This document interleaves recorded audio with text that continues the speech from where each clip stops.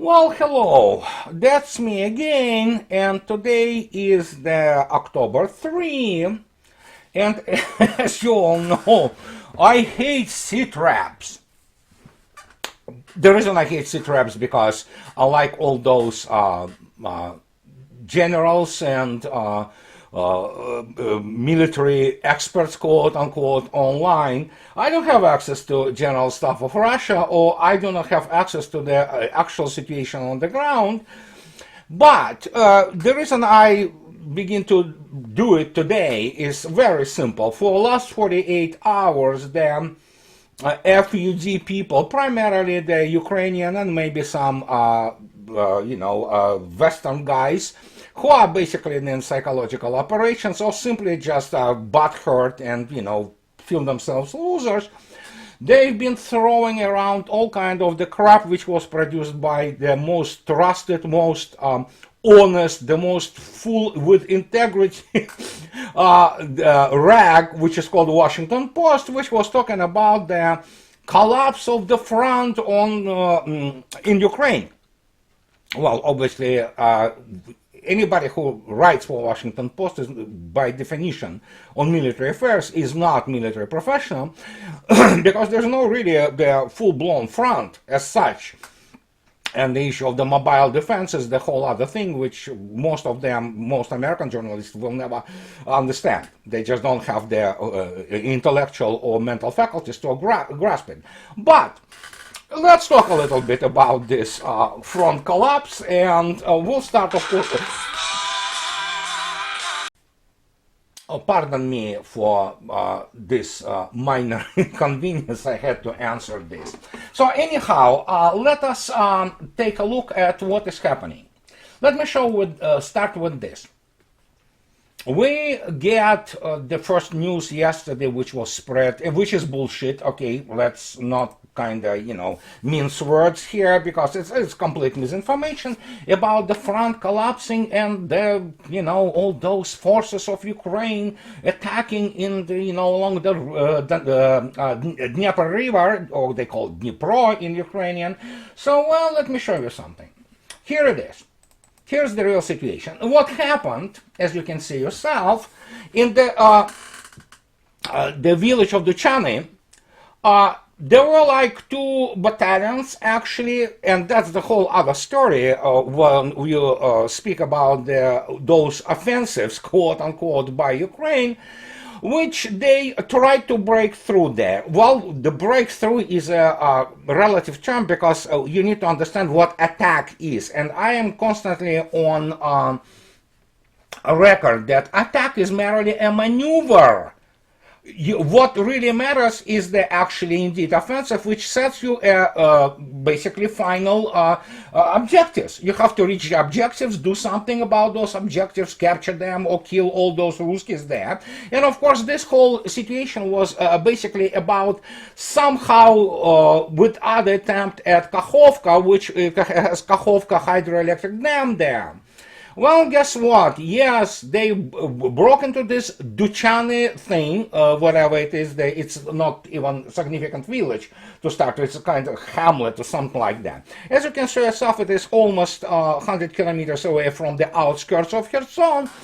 And then, yeah, here it comes. That's the thing which obviously Zelensky regime and his American and generally Western supporters love to do. They do it for the optics and primarily for the propaganda purposes, because even in the Krasny Liman yesterday, if you didn't know, I mean, if you look at the losses of Ukrainian forces, they are horrendous. I mean, horrendous. There were just basically 2 brigades involved, and while Russians were removing themselves to Crimea, there was, I mean, hundreds upon hundreds of Western soldiers killed, and essentially they are, as expected, they lost the momentum and they stuck now in Krasny Liman and making the basically fortifications there, because obviously in order for you to do the real offensive, you have to have several echelons and you have to have the ability to supply and constantly rotate, so to speak, people at the front. Well, Russians do here what they do always: trap then obviously fire sack, so to speak, fire encirclement, and they wipe out those, units. And the same happens here. So in Duchani, those guys get into this, those Duchani thing, and then suddenly, well, of course, you have this. And this is the official situation as presented the Russian Defense Ministry, and as you can see yourself, there are two battalions which were trying to go towards Kakhovka hydroelectric dam. It is today's data, and yeah, all of them, those two battalions have been wiped out. And this was confirmed not only by Russian Defense Minister, but also the head of the military civilian administration of Kherson district, Vladimir Saldo. And if you have any doubts about it, we have also the other confirmation from Mr. What's his name? Also the deputy of the Stremausov, I believe his name. And yeah, basically, well, all this attack have failed. Basically, yeah, it was made to fail, and there are different numbers there, but actually, people say that over 400 Ukrainian servicemen, 43 tanks, and 89 units of special military equipment were eliminated in Nikolaev Kryvyi Rog area. So, if you look at this, it's always like that. It repeats itself constantly, and that is why they don't do those Sitreps, especially Sitreps within 48 to 72 hours, because what's the point? I mean, yeah, they announce those offensive, they throw those basically zombies at Russian defenses, and the same as was in the other sector yesterday of the Kherson area, and that's why Mr. Stremausov says, stop reading the social media, they just basically misinform you. Yeah, there were other units which encountered, oh, so poor guys, they encountered 76, which is Pskov's Air Assault Division there. Boy, it ended really badly for them. And I'm talking about this is happening all the time. And that is why I was very busy for the last 48 hours removing all those butthurt and, Ukrainian patriots, quote unquote, who were coming up with all kinds of crap and all kinds of misinformation. And here's the deal. If you want to really know what is happening and what is going on a tactical level, I'm not talking about operational level, you can always use number of American generals which are sold to neocons. Of course, no better example exists than Mr. Petraeus. Mr. Petraeus today or yesterday, I don't remember, yesterday, he comes up, this is, mind you, this is the general who never won anything actually in his life, and he also was less than a year the chief of the CIA before him screwing this pretty unattractive woman have been made public, and he had to resign, obviously. That's pretty much all his list of accomplishments. But look what he says. Putin is losing despite significant but desperate moves in the war that began in late February, Petraeus told ABC this week, anchor Jonathan Karl. And so he's talking about that Ukraine is about to win, and as we know, for the last 48 hours, you know that Moscow, in accordance to Ukrainian mass media, and people like Petraeus, was getting ready to be evacuated. Russians were compiling the declaration of the unconditional surrender to Kiev regime. And yeah, Petraeus also stated that basically, yeah, we can freaking kick this Russian ass if they use nuclear weapons in Ukraine. I mean, the guy needs to talk to serious psychologists, because, especially with this situation with the nuclear weapons and the whole panic of that. But yeah, Petraeus is, I don't think so he will be allowed to command even the brigade in Russian armed forces, but hey, whatever. I mean, the guy has the incredible history of winning magnificent victories. So I'm being facetious, of course, here. So yeah, there you go. So that's what it is. And this is your Sitrep. So everything back to the square one. And this will continue. And they will be throwing this. And now let me explain to you, getting away a little bit from this, so to speak, tactical, not even operational minutia, and that, yeah, you just cannot compare with the firepower of Russian troops, especially when you encounter actual Russian cadre formations like this, the 76 Air Assault Division. Yeah, you're pretty much done, man. It's just, and especially you can see yourself that now Ukrainian armed forces using a lot of trucks. I mean, civilian trucks remade into the all kinds of the semi-paramilitary vehicles. What it reminds you of? Oh, absolutely. It reminds you of ISIS in Syria. All those Toyota trucks. It also tells you that basically they are running out of real armor.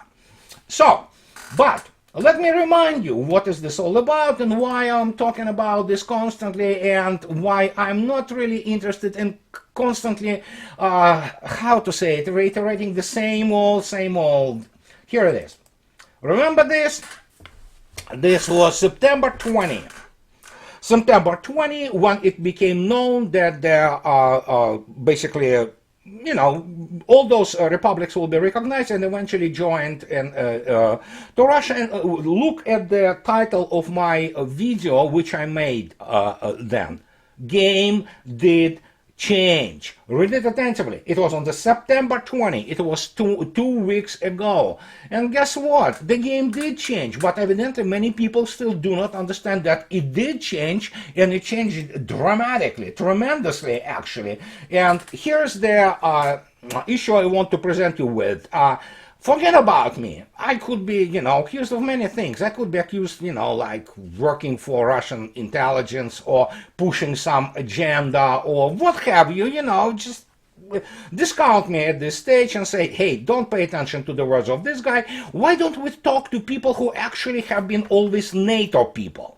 And let me tell you about the Scott Ritter's excellent piece 2 days ago, and it is called that NATO in the horns of a dilemma after former Ukrainian regions vote to join Russia. It was written yesterday, and that's why he is what he is talking about, game changing, the change of the game completely. And look what he is talking about when he talks about the philosophical meaning of the, and not only philosophical, strategical meaning of the dilemma and the horns of the dilemma. And you can see yourself that when Scott goes into the details, look what he writes. How NATO opts to proceed right now when those territories, including today, when the State Duma lower chamber voted to accept them as Russian territory. Tomorrow the Federation Council will vote for this. How NATO opts to proceed has yet to be manifest, but indications are it will not be in a manner which continues to double down on supporting Ukraine no matter what. The reason for that being, of course, because it is now Russian territory. NATO now will find its role diminished by the consequences of Russian mobilization and referendums. Years from now, when the history of the conflict is finally written, the decision by President Putin to simultaneously mobilize the Russian reserves while absorbing the territory of southern and eastern Ukraine into the Russian Federation will serve as one of the premier modern history examples of putting an adversary on the horns of a dilemma. The effective neutering of NATO by this action will more than likely be seen as a turning point in the conflict, one which sealed the fate of Ukraine in the face of an inevitable Russian victory. And let me put it this way, and I can only continue to reiterate the basically points of my latest video, the previous video actually, and where I speak about this tactical minutia, which could be obviously constantly spun, and it's absolutely this white noise, which only serves propaganda for Ukrainian regime, or Kiev regime, because everything they do is for optics. And we are talking about, obviously, all kinds of things. And hey, if you don't like what Scott Ritter writes, let's talk now about Mr. Jacques Bard, who is the colonel of the armed forces, former colonel of the armed forces of Switzerland, but even being the officer of the neutral country, he still managed to serve in the NATO headquarters, being the specialist and consultant on the small arms and things of this nature. And look at this. This is 2 days ago. This is what Jacques Baud, unless of course he's, Russian agent, but look at this. Speaking about Kharkov, he writes about this Kharkov, which was presented as the huge victory for Ukraine, which it never was, but still. From a military point of view, this operation is a tactical victory for Ukrainians, an operational strategic victory for the Russian coalition.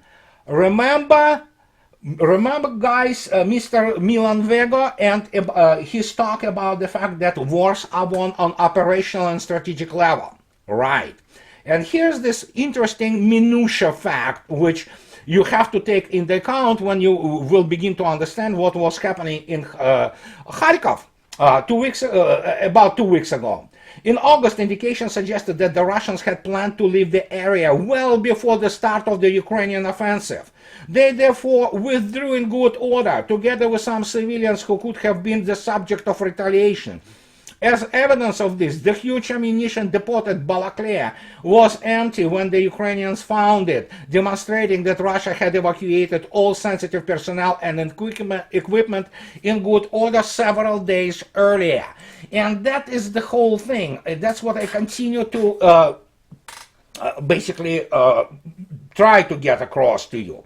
That most of it is for optics, and with NATO, and especially the United States, effectively military, being in the command and control of much of what Ukraine does, it is all optics. It is all for the PR. It completely removes basically this serious and strategic and operational framework out of view of the general public. And general public, for the most part, they don't know. With all due respect to the general public, I work for the general public. But for me to even get across to you the point, what is the difference between the tactical and operational level, it's difficult. It's difficult. It's not general public's fault. They are normal people who go about their life. They, buy sandwiches, grow up children, and listen to music, what have you, drink coffees. But yeah, obviously, when you begin to explain to them, this is the difference. This is the difference. You might actually lose something like, the company somewhere, and it's going to be tactical defeat, but operationally you will win something which leads to the strategic effect. It's difficult. That is why people attend military academies. That is why they study those things. Evidently, David Petraeus never studied in any academy, because basically he and other of his cronies from the Institute for the Study of War, the Kagan think tank, it's, guys, you cannot lose that self-respect on this scale. This is pathetic, honestly. I don't know, the guy, he probably wouldn't be able to even graduate from any combined arms officer school or academy in Russia, but hey, that's what it is. That's what he's talking about, because it's all about optics. In reality, however, we all know what is going on. And that's why Scott Ritter is brilliantly wrote about this piece, and that's why I titled my video 2 weeks ago, that the game changed. Because, of course, Russia is now, since tomorrow, I think, because I know that the Constitutional Committee of the Federation Council already approved those vote and those documents for the accession of the new territories, and so I believe they vote tomorrow, and that will be it. Ukraine will be attacking Russian territory. But again, as I already stated, we already know that the stream of mobilized people is already in effect. They are streaming not only into their ranges and training grounds in Russia. Many of them are already in Lugansk, and they train in the Lugansk ranges and proving grounds. So there you go. That means it's the second. It is the second phase of the training. Granted that most of those people who have been called in mobilization are former professionals. They served. Some of them are veterans of the combat veterans. And so now, after that, the third phase, probably within the next 10 days, will be already them finishing their training at the units. Frontline units they will be assigned to, and after that, you will see the introduction of more and more forces, and that's what it is. That is why there's so much desperation, like Mr. Petraeus and others trying to express how Russians are about, to die, to, surrender, to basically be defeated, while in reality, and I will point this out, that Ukrainian losses are catastrophic. And when people say, but it was only 62,000 by, Russian Defense Ministry, plus about 3,000 of foreign mercenaries who have been officially admitted. Well, even that, we're looking at about 65,000 people killed. The problem, of course, you still cannot count bodies which have been under the fire impact of the thermobaric or, those missile artillery, so just MLRSs. So because bodies do not preserve themselves, they evaporate, and so we don't know really how many more are not accounted for, but I'm talking about in tens of thousands. And so here it is. This is what we have for basically, if you wish to Sitrep, however you can call it. But there was a very interesting event, so to speak, which happened yesterday, I'm sorry. So, and this was by the Mr. Novak, who is, of course, Energy Minister of Russian Federation and one of the most powerful men in the world, actually, if you think about it. And look what he states. Nord Stream pipelines can be restored. Novak says, of course, he says, under certain conditions, and of course, it will require time and effort and, of course, money. And what is most important, what you see here, this is Russia's saving line, if you wish, for primarily Germany, but for the Europe too, because, well, and again, that addresses the issue with some people kind of accuse me of that. Oh, you are giddy. You are just enjoying that Europeans are suffering. No, I don't. That's bullshit. I'm a normal human being. I have the sympathy to people. I have, even for sometimes for people who otherwise I won't be even shaking hands with, I do have sympathy. And especially sympathy for the most part, innocent people in Europe. Majority of them. Do they hate Russians? Many do. But hey, it's their choice, and of course, but I do not want any harm to them. Why they decided that I'm giddy? But when I say that inevitably they get what was coming to them, because they are the ones who voted for that. There is no doubt about it. We need to kind of be responsible for what we do and face consequences. I did. I made mistakes in my life. And some consequences were severe. But again, this is the way it works. I mean, and it doesn't matter what wonderful people in Germany, or there are some people in Netherlands or in France who say, oh no, Russia will like you and all that. Sure, absolutely. And that's why, for example, Russians with open arms welcome many Germans. And I'm talking not just Eastern Germans, I'm talking Germans who are moving to Russia.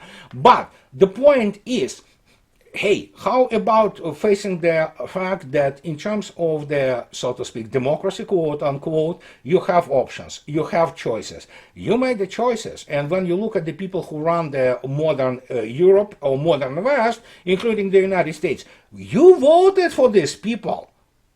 And that's the consequence that you have to take, and that's what it is. And when I state this obvious fact, I'm not giddy. I'm not gloating on that. No.